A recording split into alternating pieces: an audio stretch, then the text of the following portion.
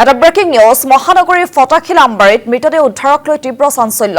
ৰহস্যজনক অৱস্থাত উদ্ধাৰ হৈছে নিতুল ডেকা নামৰ যুৱকজনৰ মৃতদেহ আৰু মৃতদেহত স্পষ্ট আঘাতৰ চিন পৰিকল্পিত হত্যাকাণ্ড বুলি সন্দেহ প্ৰকাশ কৰিছে পৰিয়ালৰ লোকে এগৰাকী মহিলাৰ সৈতে বিশেষ সম্পৰ্ক থকাৰ বাবে এই ঘটনা সংঘটিত হোৱাৰ অভিযোগ উত্থাপন কৰিছে পৰিয়ালে ঘটনা সন্দৰ্ভত তদন্ত প্ৰক্ৰিয়া আৰম্ভ কৰিছে আৰক্ষীয়ে এই ঘটনাই তীব্ৰ চাঞ্চল্যৰ সৃষ্টি কৰিছে কিয়নো মহানগৰীৰ ফটাখিল আমবাৰীত এটা মৃতদেহ উদ্ধাৰক লৈ তীব্ৰ চাঞ্চল্য ৰহস্যজনক অৱস্থাত উদ্ধাৰ হৈছে নিতুল ডেকা নামৰ এজন যুৱকৰ মৃতদেহত স্পষ্ট আঘাতৰ চিন পৰিকল্পিত হত্যাকাণ্ড বুলি সন্দেহ প্ৰকাশ কৰিছে পৰিয়ালৰ লোকে এগৰাকী মহিলাৰ সৈতে বিশেষ সম্পৰ্ক থকাৰ বাবে এই ঘটনা সংঘটিত হোৱাৰ অভিযোগ পৰিয়ালৰ ঘটনা সন্দৰ্ভত তদন্ত প্ৰক্ৰিয়া অব্যাহত ৰাখিছে আৰক্ষীয়ে মই আহি পাইছো চাইছো দৰজা খোলা দৰজাটো নাই ঘৰটো তেনেকে আছে দেখিছো এনেকে পৰি আছে তাৰ মাথাত এনেকে ইয়াতে কিবা দি মাৰিছে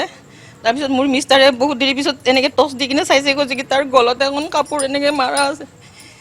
তাক কোনোবাই মাৰি থৈ দিছে কাৰণ সি শুই আছে ধুনীয়াকে তাৰ চাইডত চেখৰৰ পেকেট সি চেখৰ খাই তাৰ চেখৰৰ পেকেট আছে চেণ্ডেল আছে আৰু গামোচাখনি উৰি আছে মাৰি থৈ গৈছে মোৰ ল'ৰাটো নিয়া হোৱা নাই আৰু 108 মাতিছিলো অহা নাই যেতিয়া আহি চাইছো তাৰ একো নাই তেতিয়া আমি পুলিচক খবৰ দিছো সি এজনী লেডিছৰ লগত থাকে তাইৰ লগতে বেছিভাগ থাকে তাইৰ নাম্বাৰ দি কেতিয়াবা মোক কণ্টেক্টো কৰে আজি কেইদিনমান আগত মোক মানে মাকে ফোন কৰি কয় কাৰণ মোৰ মই তাক ডাঙৰ কৰিছো 6 মাহৰ পৰা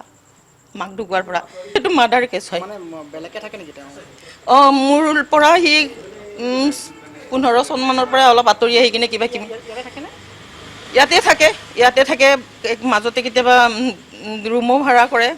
মোৰ তাতে মাজত গৈ কিনে 10-15 দিন মান আছিলে সি অকমান এনেকে ড্ৰিংকিং কৰে কাৰণে মই তাক অলপ কমে মানে বুজাইছো বহুত বুজাইছো ঘৰৰ মানুহ গোটেই পৰিয়ালে তাক ট্ৰিটমেন্ট কৰাৰ কাৰণে পুৰা ফুল সাপোৰ্ট কৰিছে মই গোটেইখিনি মিলি তাক বয়স কম কাৰণে সি ঘৰৰ সৰু ল'ৰা বুলি কিনে তাক ৰিহাবতো ৰাখিছিলো এবছৰ ধুনীয়াকে ৰাখিছিলো ভালো হৈছিলে আকৌ তাৰ পৰা নিজে নিজৰ মতলবত ওলাই আহিছে